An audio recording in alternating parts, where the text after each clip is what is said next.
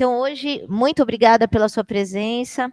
O doutor Fernando Teles de Arruda é médico especialista em clínica médica e cardiologia, mestre em gestão de clínica pela Universidade Federal de São Carlos, especialista em processos educacionais na saúde pelo Instituto de Ensino e Pesquisa do Hospital Sírio-Libanês, doutorando do programa de pós-graduação em saúde baseado em evidências da Escola Paulista de Medicina, e ele vai dar para a gente a aula de metodologia ativa na educação médica. Muito obrigada, viu?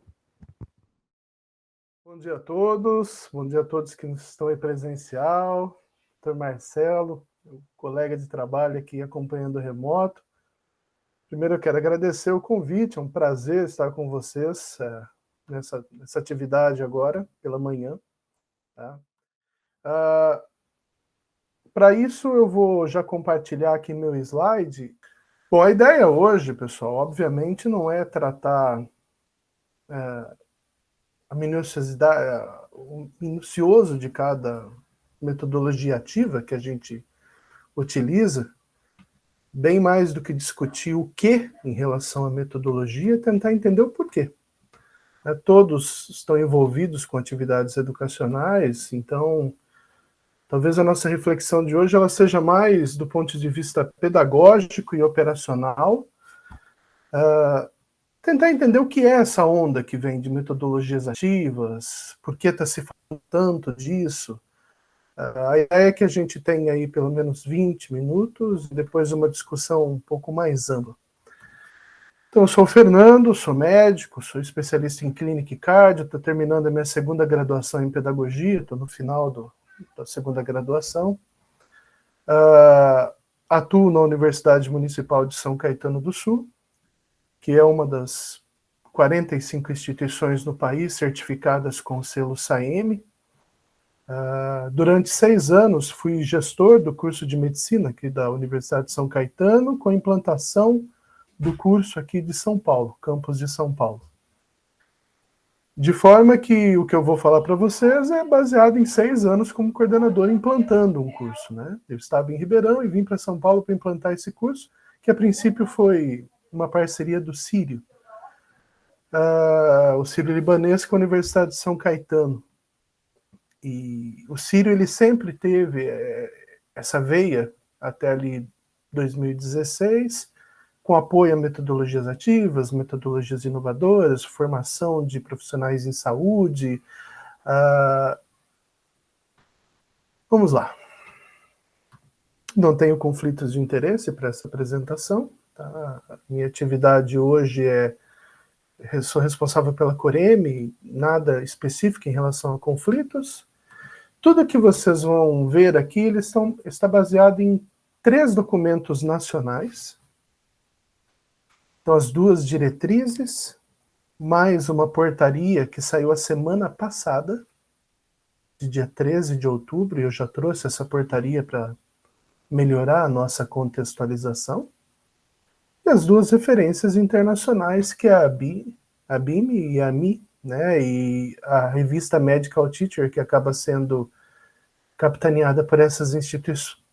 Então, essa apresentação, depois eu compartilho ela com a Luciana, que foi quem intermediou essa apresentação aqui com vocês.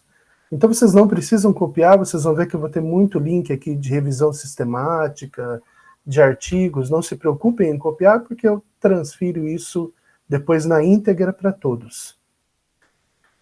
Muito bem.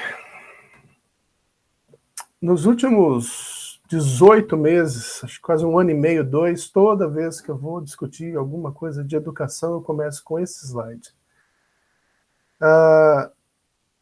Vocês vão ver que eu vou tratar muito de pedagogiquez na discussão, né? A discussão ela é mais pedagógica e operacional. Libânio é um grande educador, boa parte de vocês deve conhecer, e ele diz que aquilo que se aprende, aquilo que o aluno aprende, a didática propriamente dita, né, o estudo do processo de ensino e de aprendizado, ele depende de alguns elementos. E segundo Libânio, 5 elementos. E a pandemia ela é interessante porque ela acaba mostrando para nós o quanto esses 5 elementos eles são impactantes naquilo que o aluno aprende. Primeiro, o próprio aluno. Né? O quanto ele está disposto, o quanto ele é envolvido, o quanto ele colabora, o quanto ele faz a parte dele no processo, o quanto ele se envolve. Aquilo que se ensina, né? O conteúdo do que se ensina, o quanto a apropriação do que se ensina, o quanto foi preparado, o quanto foi desenhado, o quanto que se ensina está articulado com o currículo, o quanto que se ensina está articulado com o que o aluno já aprendeu, com o que ele vai aprender, um processo de integração. O contexto, né? O espaço, laboratórios, condições estruturais, o contexto social, o contexto nacional, o contexto político, e vejam que na pandemia esses 3 elementos eles foram amplamente tensionados, né? O aluno aprendendo em casa, deitado na cama, com câmera fechada, a adaptação do meio para um ambiente virtual, o professor, e eu vou subir um pouquinho ali, esse elemento tem tudo a ver, o quanto o professor está envolvido, o quanto o professor é valorizado no seu processo, o quanto o professor tem conhecimento de toda a cadeia de avaliação, preparo, e mais uma vez eu remeto à pandemia, né, o que foi dar aula com criança em casa, cachorro em casa, tudo como aconteceu, e a estratégia metodológica. E por que eu gosto desse slide? Porque às vezes a gente coloca a metodologia como se ela fosse o eixo determinante do processo de aprendizado. E existem outros elementos que a gente não pode desconsiderar. Quantas vezes vocês viram aquele professor que metodologicamente era impecável, mas a relação com os alunos não dava, não havia liga, e aí os resultados eram ruins, e a gente fala, poxa, mas esse professor é o melhor metodologicamente, mas não dá liga. E o oposto, aquele professor que nem sempre segue rigorosamente os processos metodológicos, mas que dá liga, que o aluno se envolve, que ele consegue envolver o aluno no processo. Então, primeiro, é para dizer que, assim, todas as vezes que a gente demoniza ou endeusa uma metodologia, na verdade, a gente está desconsiderando que aquilo que o aluno aprende também depende de outros fatores. Então, ao falar de metodologia hoje, a gente vai falar de um dos elementos do processo de aprendizado, o que não descarta em nenhum momento os demais, e a gente não pode tirar os olhos dos demais. E por que metodologia ativa, gente? Por que tem se falado tanto em metodologia ativa? Para tentar explicar o porquê se fala tanto em metodologia ativa, e acreditem, a gente vai caminhar para isso de forma cada vez mais intensa nos currículos, a gente precisa entender a história da educação baseada em competência. E isso sim, esse sim é um dos elementos que mais impacta e continua impactando a formação médica. É preciso a gente compreender o que é a história da formação baseada em competência para justificar o porquê que a gente está falando numa mudança metodológica, mudança curricular. E a gente discute competência na educação já há muitos anos, né, há décadas. Em 1978, a Organização Mundial de Saúde já fala em educação baseada em competência. Vamos contextualizar o mundo aqui. A gente está na transição aqui para aquela medicina preventiva. Logo aqui acontece a Alma Ata, aqueles 10 anos de discussão de um processo de você trabalhar o preventivo, centrado no paciente. Começam as bases de discussão do SUS aqui 10 anos depois. Os institutos, as certificadoras internacionais, elas assumem essa discussão de competência ali no começo dos anos 2000. Principalmente ali no Canadá, Estados Unidos e Reino Unido. Mas é interessante dizer que esta casa, né, a USP, ela já trabalhava esses conhecimentos e essa discussão também logo no começo. Então, eu acabei fazendo a revisão e achei o artigo da professora Laura Welker, 2002. É bem nesse momento em que o mundo está discutindo competência e ressignificação curricular médico.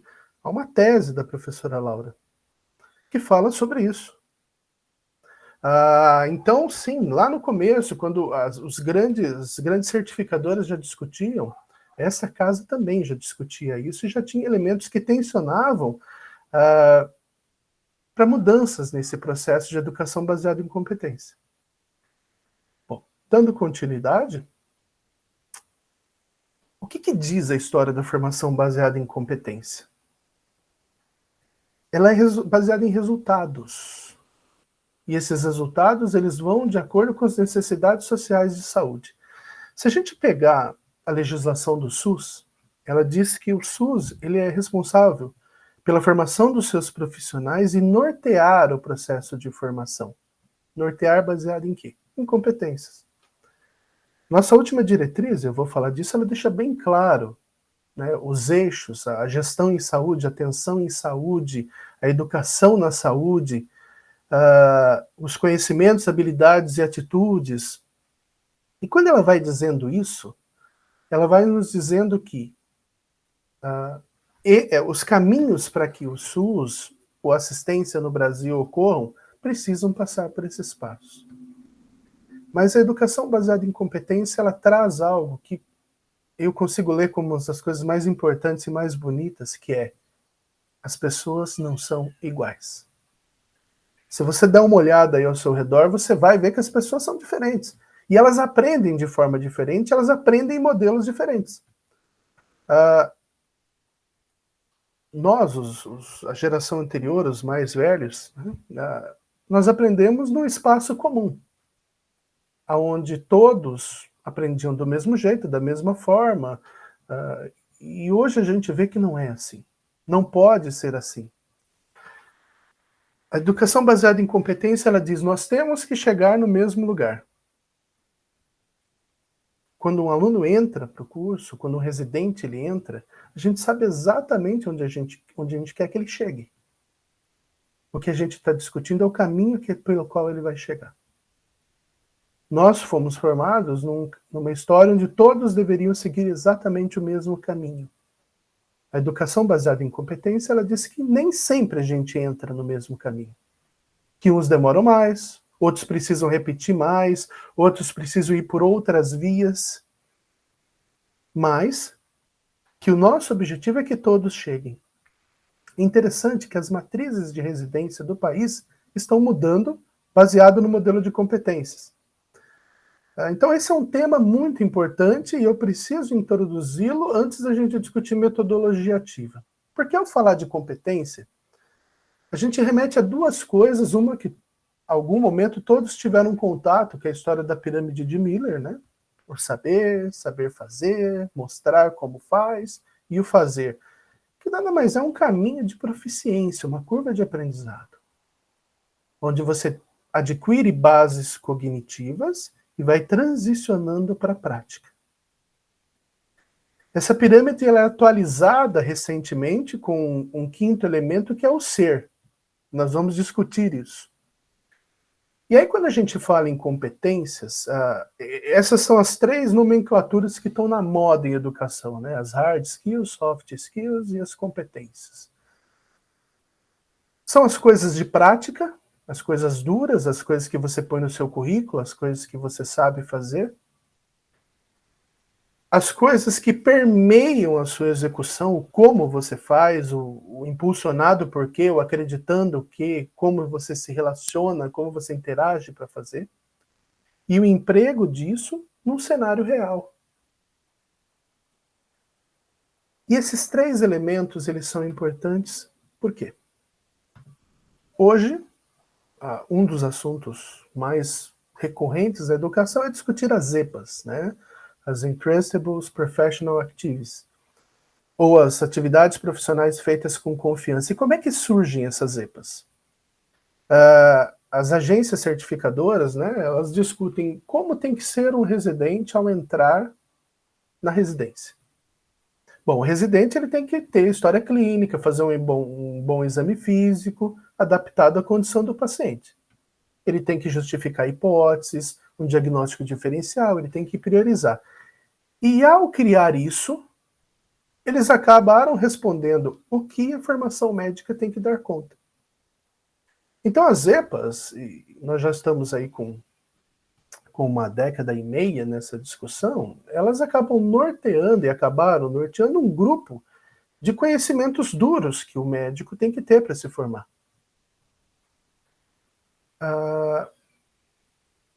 Baseado nisso, e aí eu vou passar para vocês, eu só coloquei aqui para elucidar, né? Nós já temos aí décadas de formação e de produção científica sobre isso.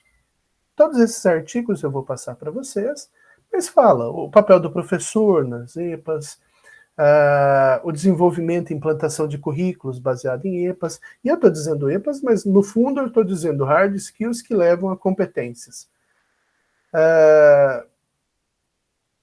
Como é a história ao longo da formação com EPAs, e eu vou deixar aqui o link da Associação Canadense, das EPAs canadenses, que pessoalmente eu prefiro, mas dizer que já há uma grande produção científica sobre isso, sobre o conhecimento baseado em competências. E mais uma vez eu reforço, todas as redes de residência estão sendo reformuladas nesse modelo. Todas. E as soft skills. E eu vou mostrar dois modelos. Um modelo de uma revisão sistemática de 2018 e um modelo das soft skills de 2030, né, do Draken, que ele escreve o que o aluno tem que ter além da formação técnica. Esses dois modelos, eles acabam tratando sobre o que a gente tem tratado, tem discutido como soft skills. Pensamento crítico, comunicação, trabalho em equipe, criatividade, inteligência emocional, organizativa, resiliência, inteligência emocional, liderança, empreendedorismo, resolução de problemas. Fato é que quando a gente olha a nossa formação há 15 anos atrás, isso estava intrínseco. Ninguém parava para discutir isso, mas principalmente ninguém perguntava como você desenvolve isso no aluno. Como que você garante que o seu aluno vai desenvolver essas características? Especificamente para soft skills, a gente tem uma revisão sistemática muito interessante, é de 2012, o link 18, o link está aqui. Então, quando eu participar dessa apresentação, transmitir ela para vocês, vocês terão acesso. Mas o que a gente está discutindo? É além do fazer. A gente precisa ir para além do fazer. Isso nunca esteve tão tensionado na formação e na educação médica como nos tempos atuais. Quando eu estava no segundo ano de medicina, eu assisti a palestra de um cara. E ao final da palestra, eu queria ser aquele cara. Aquele cara, ele estava em todas as revistas, em todos os jornais. Ele dava aula nas melhores instituições do país. Ele falava assim, olha, essa técnica que eu desenvolvi junto com uma equipe de Nova York, aí hoje só nós, os americanos, fazemos. Essa aqui eu fui para a Alemanha, eu ensinei eles estão fazendo lá. Todo mundo questionava, e hoje eu sei, né, porque hoje eu converso com especialistas da época, os resultados dele. Mas fato é que ele era a pessoa que todo mundo queria ser. Era famoso, bem-sucedido, tinha os melhores conhecimentos sobre o assunto, tinha as melhores habilidades sobre o assunto. Né? No final daquela palestra, eu queria ser como Abdelmacib. Esse cara está preso, porque estuprou 248 mulheres. E ele não aprendeu isso na faculdade. E também não aprendeu depois que saiu da faculdade. O Dr. Jairinho, que mata a criança no chute, no murro. O Dr. Bumbum, que opera na sala da casa dele, instrumentalizado pela esposa, pela namorada e pela mãe. O Dr. Giovanni, que enquanto a mulher está lá na cesárea, ele está esfregando o genital na cara dela.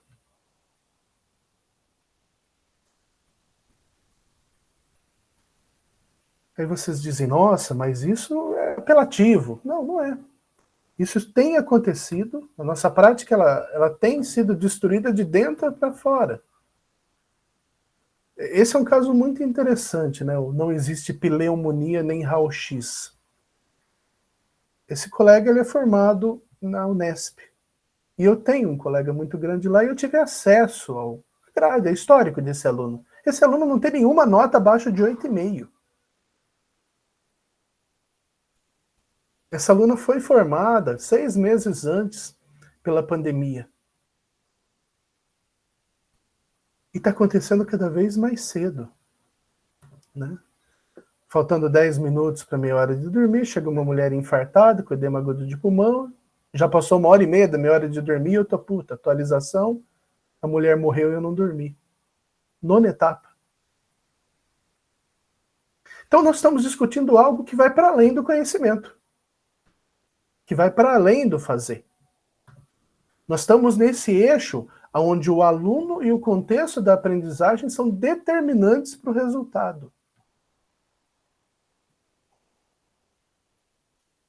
E aqui a discussão não é cognitiva. Reparem, a discussão não é cognitiva, não é o quanto ele sabe ou o quanto ele sabe fazer. Bom, dito isso, eu vou voltar. Então, por que eu voltei em educação médica baseada em competências? Porque eu preciso de estratégias que me permitam trabalhar no aluno elementos de hard e de soft skills, mas individualizar isso no aluno. O aluno ele não pode ser um perdido numa sala de 100. Ele não pode ser anônimo. E reparem que na nossa formação, e aí eu estou me remetendo a 15, 20 anos atrás, nós poderíamos passar como anônimos numa sala.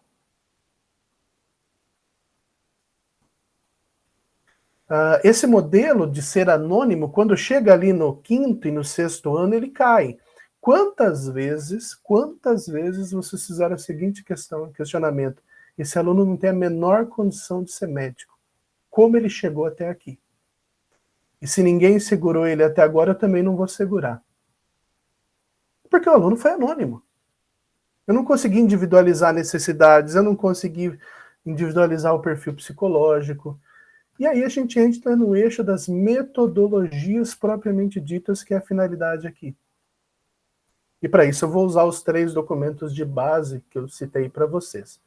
O que 2001 nos dizia? A primeira diretriz médica. Então, antes de 2001, nós tínhamos as leis de formação gerais. Com o advento do SUS, em 89, surge a determinação, olha, temos que ter uma diretriz de formação médica. Essa diretriz ela demorou 11 anos para ser construída. E ela é lançada em 2001. Como é que está o mundo em 2001? Então, como é que está a medicina em 2001? Nós temos 102 faculdades de medicina no país abertas em 2001. Em 2001, a primeira faculdade com metodologia ativa, que é a FAMEMA, nem formou a primeira turma. A FAMEMA começa em 96, a UEL em 97. A primeira turma da FAMEMA está com 5 anos. Com as 102, 103 faculdades de medicina, o que a diretriz nos diz? Usar metodologias que privilegiem a participação ativa do aluno. Nesse momento, metodologia ativa já era usada aí desde 1956. O mundo já usava metodologia ativa. Formação centrada no aluno já era algo fora do país bem consolidado. Essa diretriz ela dura aí 13 anos. O meu mestrado é sobre a diretriz de 2001. A diretriz dura 13 anos e em 14 nós temos uma nova diretriz. Impulsionada pela Lei dos Mais Médicos, de novembro de 2013. Então a diretriz demorou 7 meses para ser construída ou adaptada. E acreditem, esses 7 meses ele não é um demérito, foi uma excelente diretriz. Essa diretriz ela incorpora muitas coisas importantes, incorpora competências, incorpora Merri, Gastão, Eugênio Vilaça, traz uma produção muito boa e crava. Medicina deverá utilizar metodologias ativas.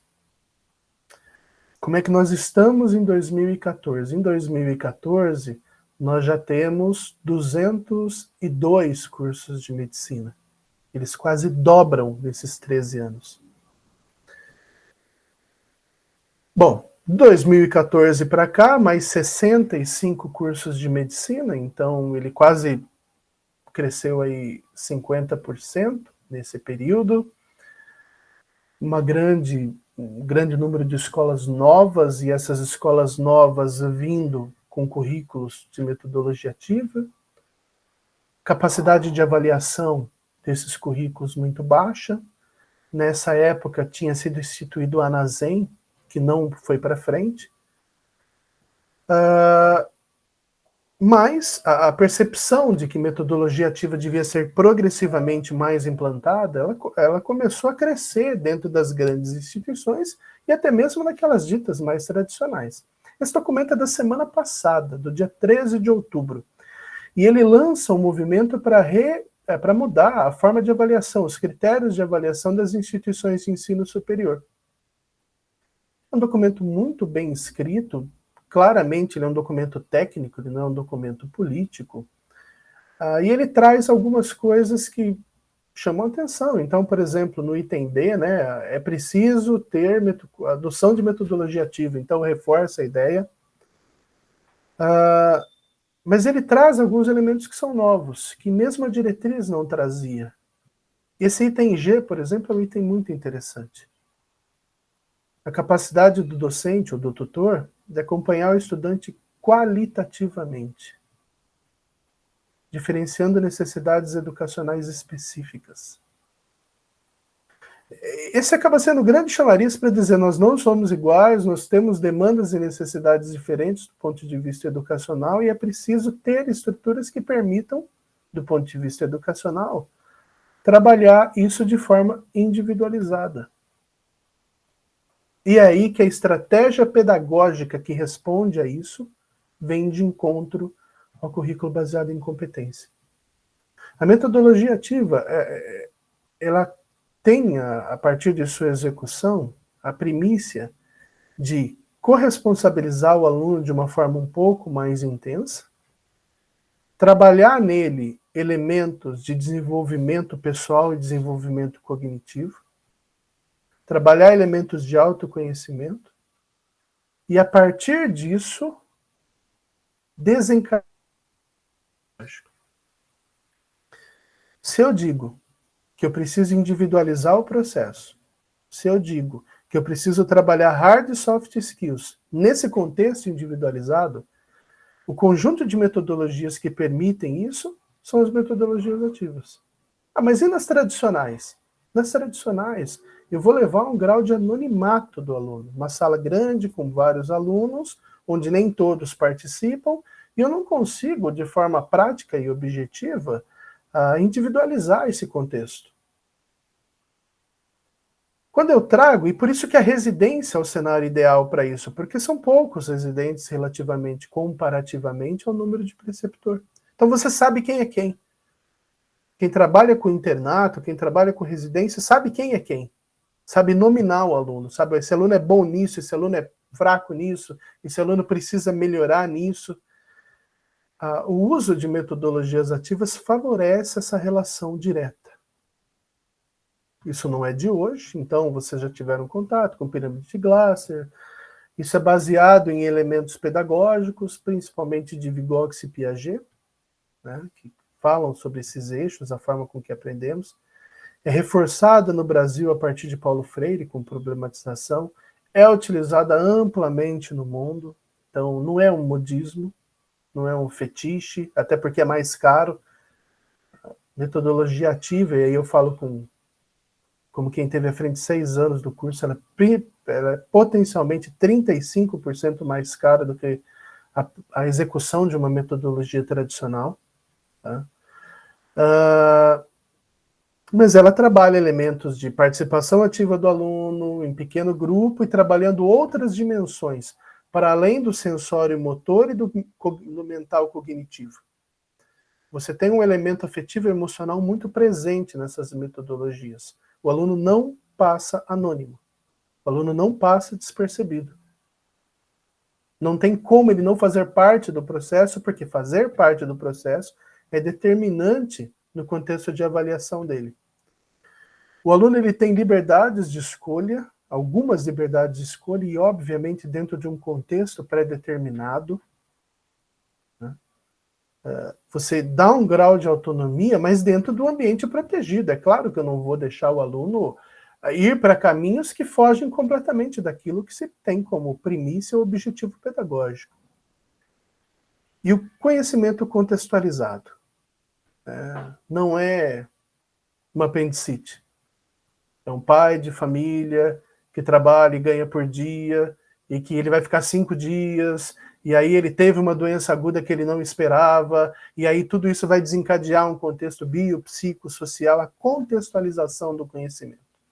Não é uma doença, é uma pessoa por trás disso. Essa contextualização, ela acaba sendo uma das coisas mais importantes no contexto de metodologias. É a história do arco de Magerês, né? Você sai de um problema e vai até a resposta dele aplicando a realidade. E por que que isso é importante e por que que isso é fundamental? Porque quando cada um de vocês abre a porta do consultório, não está escrito na testa do paciente o que ele tem. Vocês partem de uma busca de problemas, vocês partem da explicação do que é crítico naquele paciente.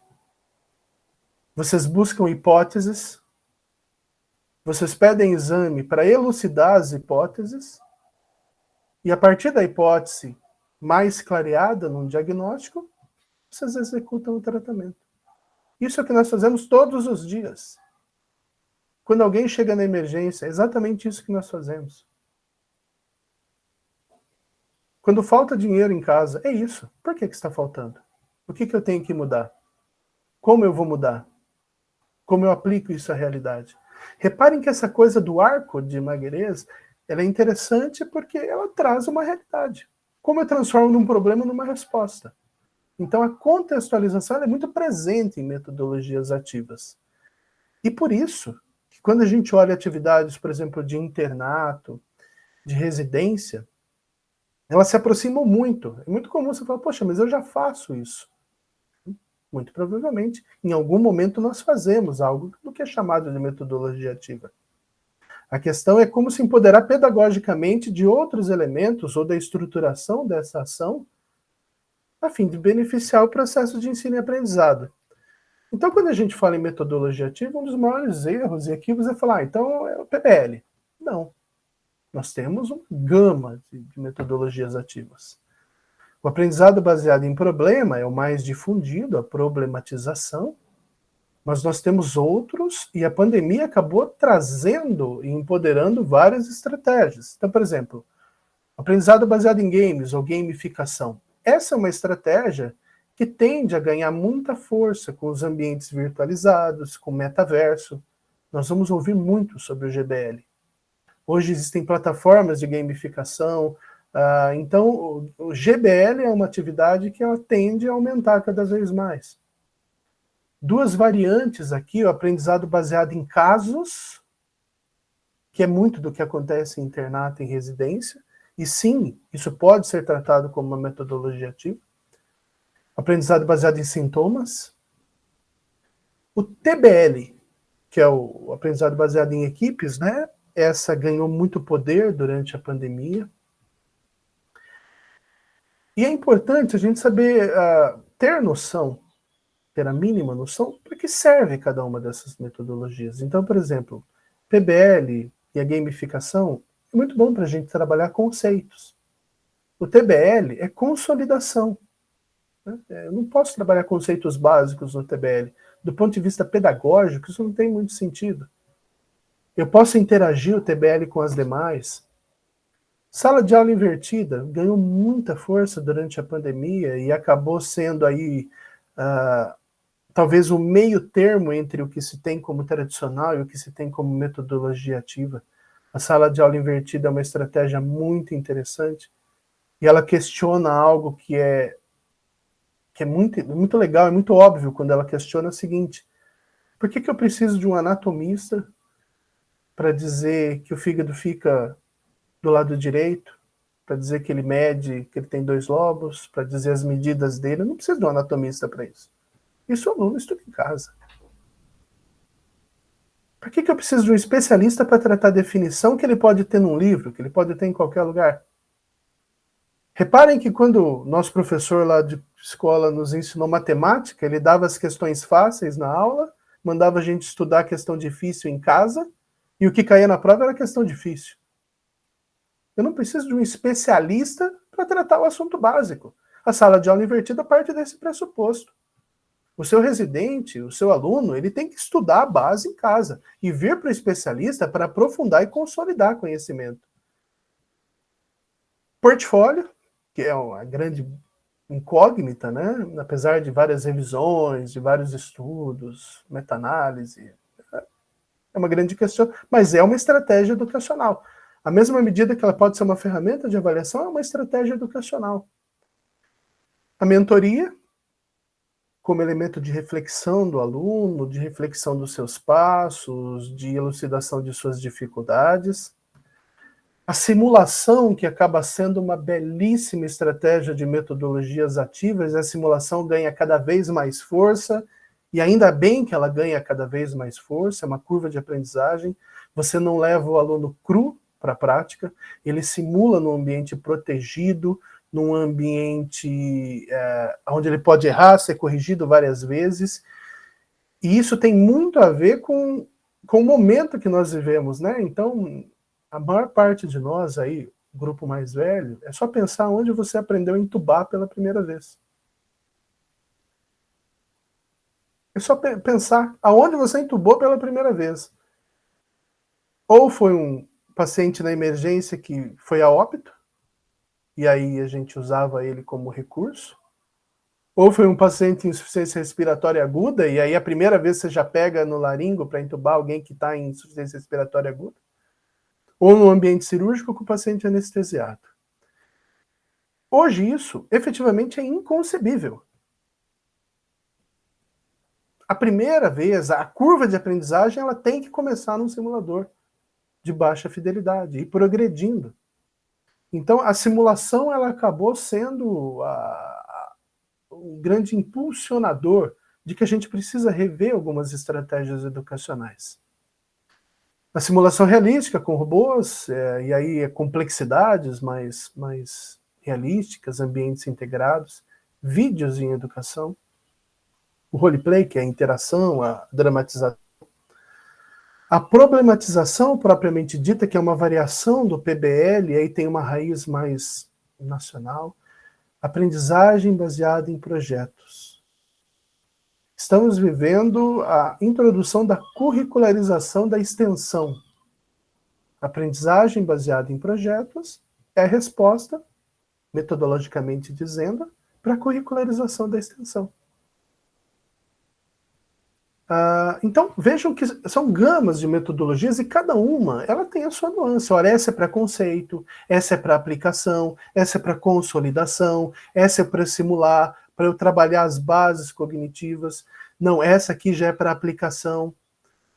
Essa aqui é para um aluno em fase inicial, então ele está ali na sua quinta, sexta etapa, eu vou ensinar a intubar numa cabeça de intubação, uma coisa simples. Não, ele já está ali na 11ª etapa, está entrando no internato, na 9ª etapa, entrando no internato, não vamos usar um simulador realístico, não é só intubar, é uma insuficiência respiratória, é a decisão de intubar, é intubar e colocar no respirador, é sedar antes de intubar. Então você vai agregando, vai aumentando a complexidade baseado no que você quer.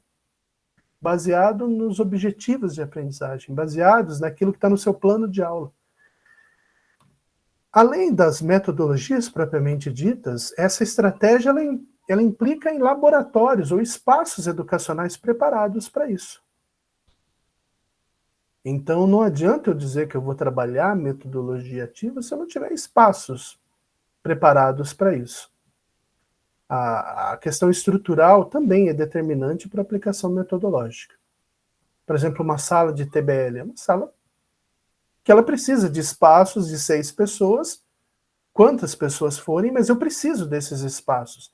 Por exemplo, no IEP, no Sírio, nós já chegamos a fazer TBLs para 1.200 alunos, em 20 sedes diferentes, mas seguindo uma mesma estratégia metodológica, ao mesmo tempo 1.200 alunos em 20 locais diferentes do país. mas eu preciso de estratégia, eu preciso de estrutura. E aqui talvez esteja a explicação por que acaba sendo mais caro a aplicação de metodologias ativas. Mas lembrem-se, metodologia é um elemento, a estrutura é outro elemento. Como se ensina e o contexto que se ensina, o conteúdo é outro elemento, o professor e o aluno são outros elementos. Eu não posso abrir mão de olhar que tudo que eu faço tem que estar ancorado nesses elementos. E por fim, já caminhando para o final, então a ideia foi dizer que assim, estamos no momento de educação baseada em competências. E para trabalhar competências, hard, soft skills, eu preciso de metodologias que me permitam trabalhar isso de uma forma mais individualizada. Por isso, metodologia ativa acaba sendo uma opção estratégica. Eu preciso de estrutura para isso e eu preciso de um currículo preparado para isso. Então, não basta aplicar uma aula diferenciada e dizer estou fazendo metodologias ativas. Como avaliador do INEP, de conselhos estaduais para cursos de medicina, isso é o que eu mais vejo. Quando a gente olha, o que você faz de metodologia ativa? Eu faço um TBL aqui, tá? E como que isso está dentro do seu currículo? Não está. Não está. A estratégia curricular ela é importante, e aí trazendo um pouquinho para currículo integrado, e aí tem vários autores, Santo Tomé, Sacristã, que dizem que a história do currículo integrado ela é importante para você promover a união entre disciplinas e matérias que têm a mesma finalidade, não os mesmos conteúdos, mas uma mesma finalidade. Você consegue integrar isso de forma um pouquinho mais objetiva e clarificada para o seu aluno, e você consegue trabalhar a interdisciplinaridade que acaba se perdendo. Anatomia, histologia, citologia, são elementos comuns, que eu consigo trabalhar no mesmo espaço, patologia, no mesmo espaço educacional de forma integrada. Eu não preciso trabalhar elas de forma disciplinar, onde elas terminam e acabam no mesmo elemento, elas finalizam em si e não interagem com as demais. Por exemplo, vamos pensar, o aluno ele precisa, numa hard skill, desenvolver a capacidade de fazer anamnese. Várias disciplinas trabalham isso, mas trabalham de formas individualizadas. Olha, aqui a gente trabalha assim, aqui eu trabalho aqui, quando a integração permitiria que isso fosse feito de uma forma horizontal, e é por isso que a integração curricular é tão fundamental na discussão de metodologias ativas. A diretriz nos diz que a gente tem que ter assistência, gestão e educação na saúde. Que eu tenho que trabalhar elementos técnicos de conhecimento e habilidade para isso, e comportamentais.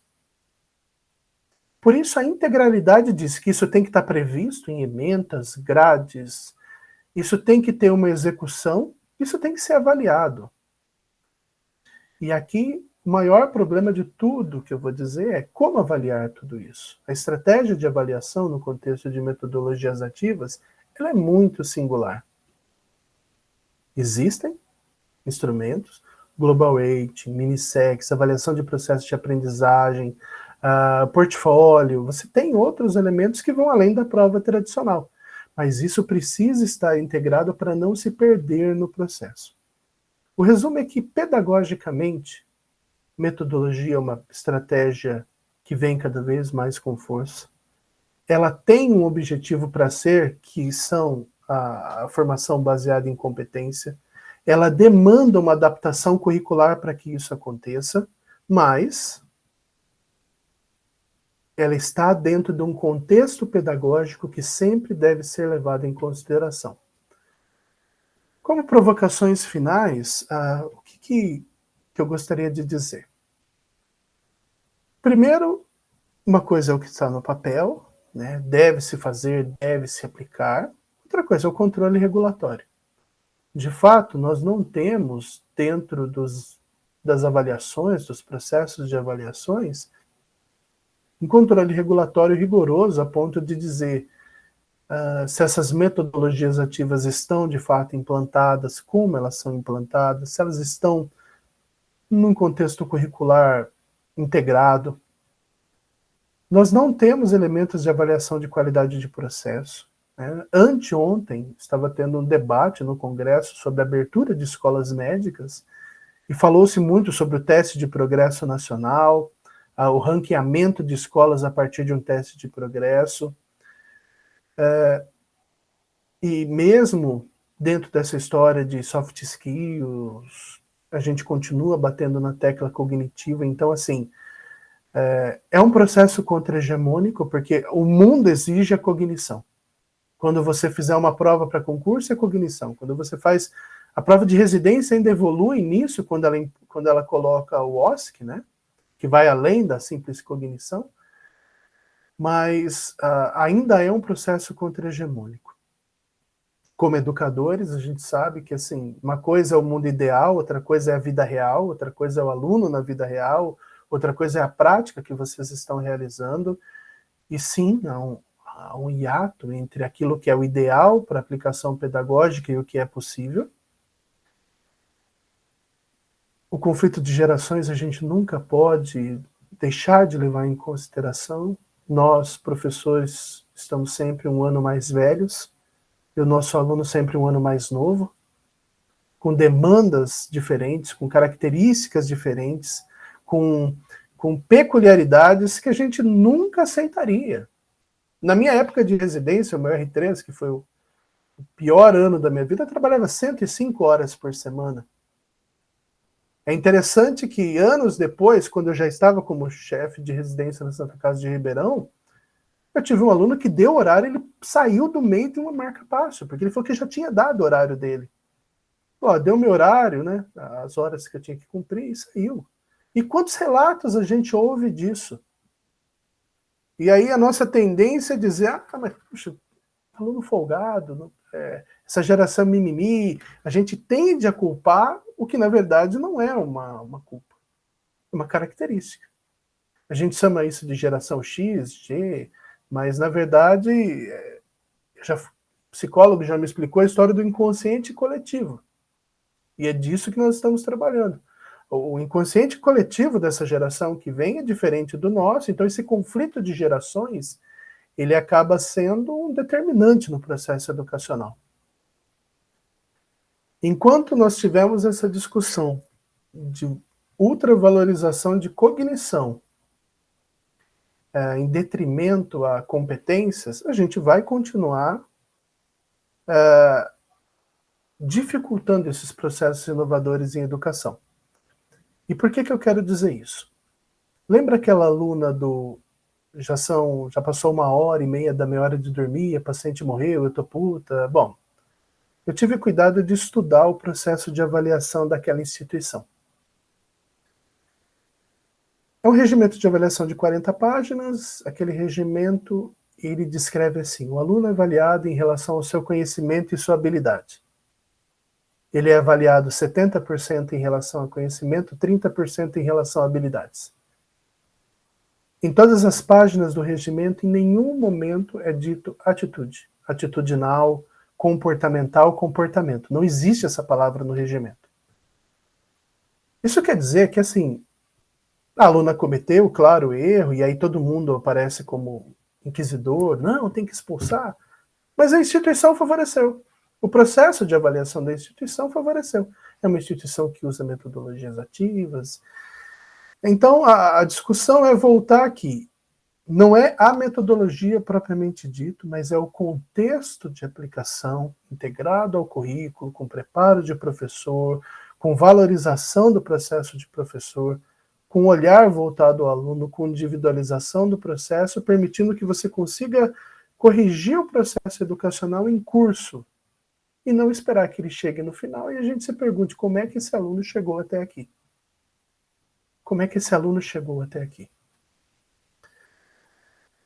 Como potencialidades, e aí já para finalizar, né, o olhar que se tem tido para as residências é muito interessante, porque essa reformulação curricular que a gente passou nos últimos 2 anos e meio, 3 anos, associado ao que saiu mês passado de reconhecimento da atividade de preceptor e a preocupação de aplicação disso num contexto educacional, acaba mostrando que esse processo de competência, de cuidado metodológico, ele é importante.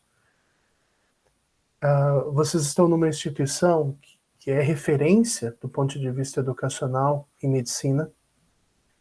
Agora imaginem como é nas outras instituições, em cursos que não têm o cuidado e a preocupação com o elemento educacional. Por isso essa discussão de educação a gente tem que levar ela sempre a sério, com reflexão, trazendo para a realidade. Não adianta a gente dizer que o mundo ideal é o que tem que ser aplicado, porque muitas vezes isso fica longe da nossa prática, mas a ideia de hoje era dizer que, do ponto de vista de legislação, a gente vai caminhar cada vez mais para aplicação e uso de metodologias ativas. Ela é um elemento dentro do contexto didático, e ela não pode ser um elemento solitário. Ela precisa ser acompanhada de preparo estrutural e o preparo curricular.